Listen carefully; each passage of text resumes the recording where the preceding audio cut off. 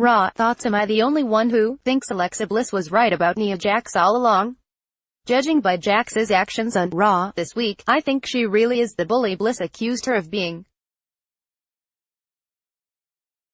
Jax was in full heel mode as she tossed around a much smaller woman in an exhibition. If in fact she has turned heel, it's probably for the best. It's unlikely that the Raw Women's Champion would have been cheered when she faces Ronda Rousey at the Money in the Bank pay-per-view June 17 anyway. Moreover, Jax never fully connected with the audience as a babyface, which was especially evident at Backlash when the crowd turned on her during her post-match promo about being true to oneself and standing up to bullies. It came off incredibly scripted and awkward, and was made even worse when Michael Cole, right on cue, basically gave a PSA about WWE's Be a Star anti-bullying campaign. Subtle. More, follow SN Wrestling on Twitter for the latest news, notes and ridiculousness. Missed Roman Reigns. Where, oh where has the big dog gone? A Raw without Reigns is like a foot without a big toe. Stripes, 1981. Hopefully, Reigns will be back on the show next week. Don't at me. Thoughts. Sami Zayn was the wrong person to apologize for last week's horrific segment with Bobby Lashley's sisters. I originally was going to say that whichever member of the creative wrote it should apologize, but the truth is that the blame lies elsewhere. Not only did Vince McMahon approve that train wreck, but I wouldn't be surprised if he had a hand in writing it. Thought the order of the women's gauntlet match for the final spot in the Money in the Bank ladder match was too much of a coincidence to be believable. The random order of the participants just so happened to have the members of the Riot Squad at Nos. 2, 3 and 4. And, as it turned out, none of them had to face each other. As for the result of the match, Sasha Banks winning, it was predictable. Am I the only one who has lost interest in Banks? She desperately needs to turn heel.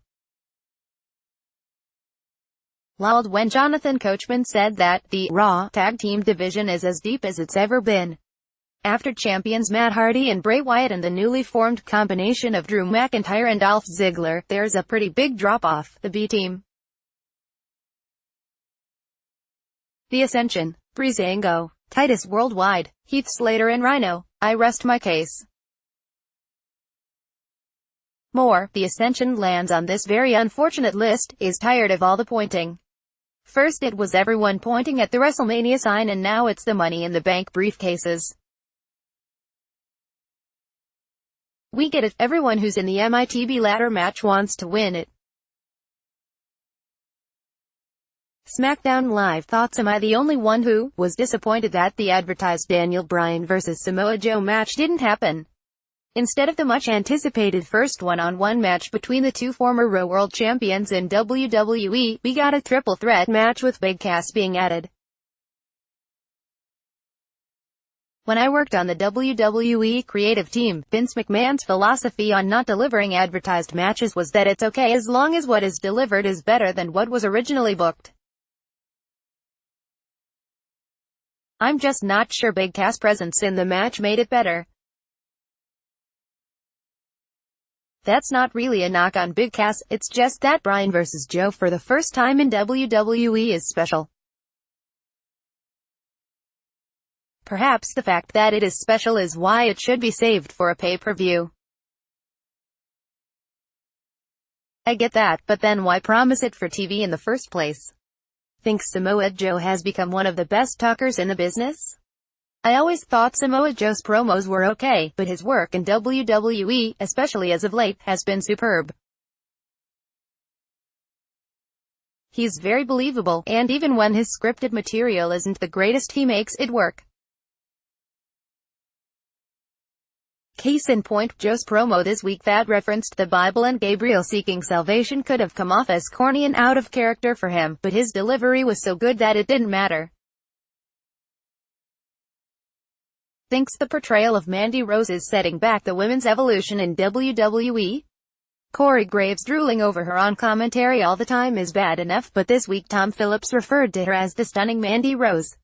So much for treating the women as athletes.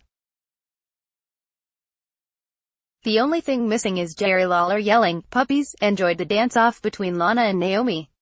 You're probably thinking this is a contradiction to my statement about Mandy Rose, but there's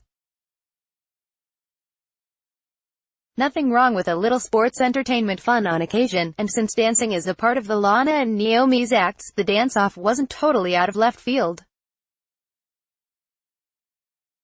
It's really no different than New Day and the Usos having a rap battle. On a side note, it was disappointing that Lana, Rusev and Aiden English were booked as heels in the segment. I thought the powers that be in WWE finally realized last week that these three should be baby faces. Caught that Corey Graves made a reference to Ginger Kelly during the dance-off. Ginger Rogers and Gene Kelly were famous dancers, so he obviously combined the two by mistake. Personally, I'm a John Travolta guy. Miscellaneous thought: am I the only one who realizes that if the men's Money in the Bank contract winner is from Raw and not SmackDown Live, he will be at a distinct disadvantage? It's been stated that the winner of the contract can only cash in on the world champion from the brand that he is on. So if the winner is from Raw, and Brock Lesnar remains Universal Champion, he will only get a handful of chances to cash in on the Beast. That hardly seems fair, but we all know how Vince McMahon feels about what's fair.